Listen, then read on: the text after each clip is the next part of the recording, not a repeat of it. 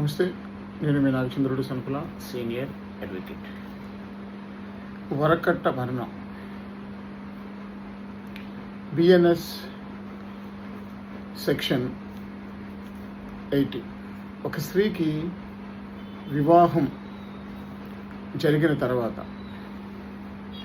ఏదైనా కాలిన గాయాల వల్ల లేదా శారీరక గాయం కారణంగా లేదా సాధారణ పరిస్థితుల్లో కాకుండా వేరే విధంగా మరణం సంభవించినప్పుడు మరియు ఆమె మరణానికి ముందు ఆమె భర్త లేదా ఆమె భర్త బంధువు వరకట్న డిమాండ్ కారణంగా లేదా దానికి సంబంధించిన క్రూరత్వం లేదా వేధింపులకు గురైనట్లు చూపబడితే అటువంటి మరణాన్ని వరకట్ట మరణం అని పిలుస్తారు.